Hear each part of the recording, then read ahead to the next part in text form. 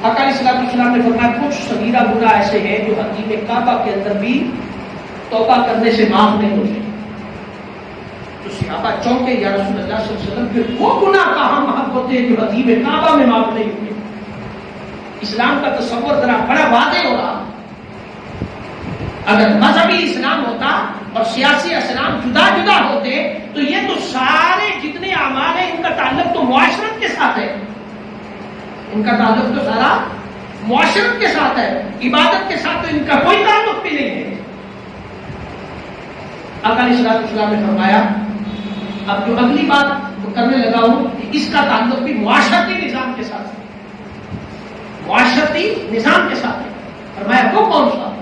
آقا علیہ السلام نے فرمایا ایک شخص کو فجر کی نماز ادا کرتا ہے اور نماز ادا کرنے کے بعد وہ رزق حلال کے لیے گھر سے نکل پڑتا ہے.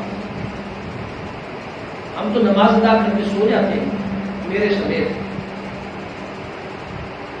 آقا علیہ السلام نے فرمایا صبح فجر کی نماز اذان جب اذان ہو جاتی ہے اذان فجر سے لے کر طلوع فجر تک یعنی کہ سورج طلوع ہونے تک رزق تقسیم کیا جاتا ہے. رزق تقسیم کیا جاتا ہے. جو اس وقت سویا ہوا ہو وہ سویا ہی رہتا ہے, پھر رزق سے معروف ہے. یہ آقا علیہ السلام کا فرمان.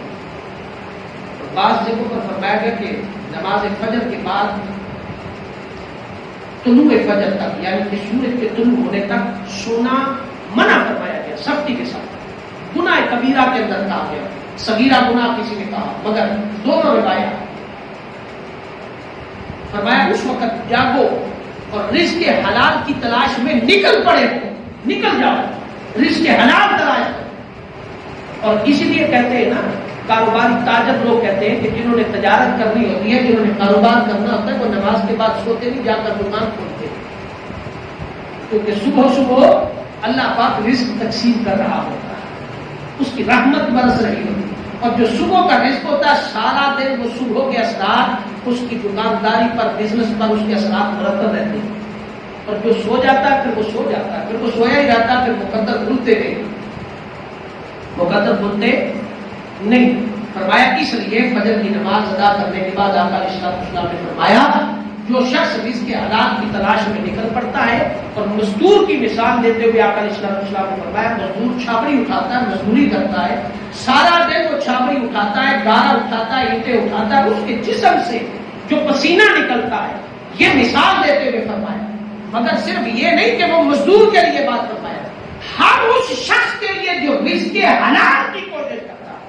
بے شک وہ ٹھنڈے اے سی میں بیٹھ کر رزق حلال کی تلاش کرتا ہے, آفس میں بیٹھ کے کرتا ہے, قلم چلا کے کلینیکل جاب کرتا ہے, تو وہ رزق حلال کی تلاش کرتا ہے. کیوں کہ ایک ٹھنڈے اے سی میں بیٹھا ہے, کمرے میں بیٹھا, اے سی لگا ہوا ہے, اور وہ سارا دن رزق حلال کی کرتا ہے. کیوں کہ اس کے پاس بہت سارا حرام رزق بھی آتا ہے, اس کے پاس بہت سارا حرام رزق بھی آتا ہے. مہینے کے بعد اس کو تنخواہ ملتی 40,000. اگر وہ چاہے تو یک جنبش قلم روزانہ بھی 40,000 روپے اپنے اکاؤنٹ میں ڈال سکتا ہے. 40,000 روزانہ بھی اپنے اکاؤنٹ میں ڈال سکتا ہے. لہذا وہ سارا دن صبر اور شکر پر قناعت کرتا ہے کہ مجھے 40,000 کو جو مہینے کے بعد ملنا ہے وہ میرا رزق حلال ہے. وہ سارا دن صبر کرتا ہے, وہ صبر کی تکلیف اٹھاتا ہے, وہ صبر کی مشقت اٹھاتا ہے. آقا نے فرمایا رزق حلال کی تلاش میں سارا دن نکلنے والا, وہ چھاپڑی اٹھانے والا, اس کے جسم سے جو پسینہ نکلتا ہے, جو اے سی کمرے میں بیٹھ کر کے, ٹھنڈے اے سی میں بیٹھ کر کے صبر کرتا ہے رزق حلال پر, محنت کرنے والا, اس کے جسم سے جو پسینہ نکلتا ہے, جو مشقت اٹھاتا ہے, اس کے ساتھ وہ گناہ معاف ہو جاتے ہیں جو حتیم کعبہ میں معاف نہیں ہوتے. یہ اسلام کا تصور ہے, یہ اسلام کا تصور نہیں ہے.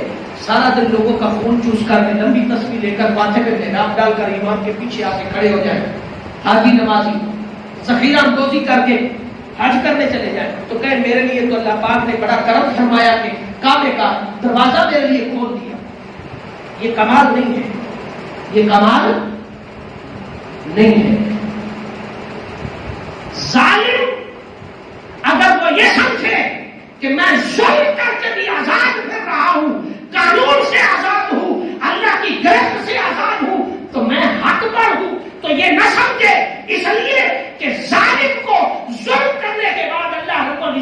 دین اس لیے دے رکھی ہے کہ شاید تجھے خوف آ جائے، شاید جب تیرا ظلم انتہا کو پہنچے تو اور ظلم کر، اس لیے کہ میں آزاد کر رہا ہوں، میں ظالم ہو کر بھی آزاد کر رہا ہوں، اس لیے تجھے آزاد نہیں رب نے چھوڑا، تجھے اس لیے چھوڑا ہے کہ تو اور ظلم کر تاکہ تیرے ظلم کے ذریعے دنیا کے اندر تجھے رسوا کر دیا جائے، تجھے بھکاری بنا دیا جائے، تجھے ذلیل بنا دیا جائے، تجھے دنیا تیرا تماشا دیکھ لے، اس وقت تیری ڈور کھینچی جائے گی، پھر تجھے پتا چلے گا کہ ہاں اللہ کے ہاں دیر ضرور ہے، اندھیر نہیں ہے،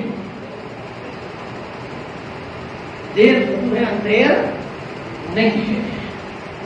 دوستان محترم، فرمایا والذی ارسل رسولہ بالہدی ودین الحق لیظہرہ علی الدین کلہ، مذہبی اسلام کوئی اور نہیں ہے اور سیاسی اسلام کوئی نہیں، قوت نافذہ بھی ان الدین عند اللہ الاسلام کی چھتری کے نیچے ہے، کیونکہ اس آیت مبارکہ میں فرمایا میں نے رسول کو بھیجا اس لیے ہے کہ وہ دین کو تمام بقیہ ادیان پر غالب کرے۔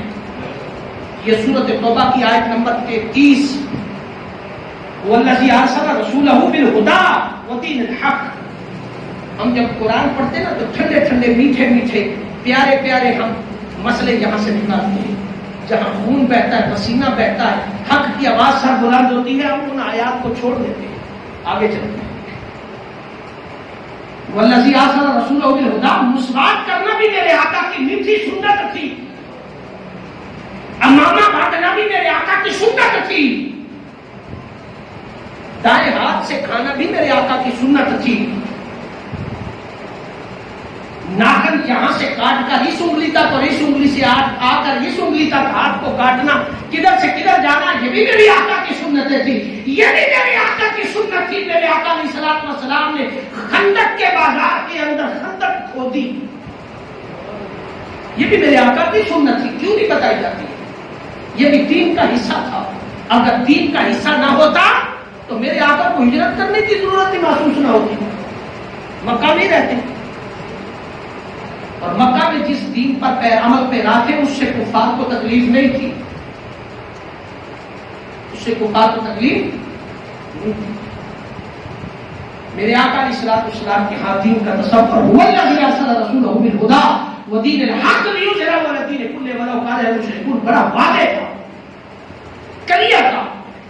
میرے آقا علیہ الصلوۃ والسلام نے بدر لڑی، احد لڑی، خندق لڑی، حنین لڑی، الغرض پے در پے جنگیں لڑ کر میرے آقا علیہ الصلوۃ والسلام فاتحانہ انداز کے ساتھ فتح مکہ کے اندر داخل ہوئے، 10,000 سے زیادہ کے ساتھ۔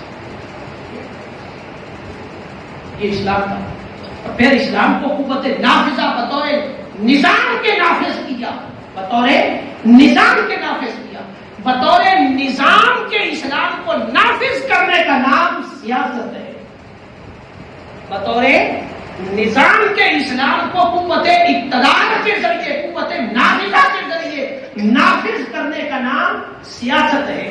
عبادات، بندگی، نماز، روزہ، حج، زکات، مسجد میں بیٹھ کر اللہ اللہ وظیفے کرنا، بڑے آسان کام کرنا، یہ سارے کا سارا کس کا تعلق بندگی کے ساتھ ہے، یہ بھی دین، مگر یہ دین کا بندگی کا جو شعبہ اس کے ساتھ تعلق ہے، اس کے ساتھ تعلق ہے۔ لہذا خلاصہ کلام یہ ہے کہ هو الذی ارسل رسولہ بالہدی ودین الحق لیظہرہ علی الدین کلہ، اسلام محکوم اور یتیم رہنے کے لیے نہیں آیا، اسلام بطور نظام کے نافذ ہونے کے لیے آیا ہے، تاکہ امت کو، لوگوں کو پتہ چل جائے کہ اسلام وہ رحمت بھرا دین ہے جس کے اندر امیر اور غریب دونوں کو برابر کا انصاف ملتا ہے۔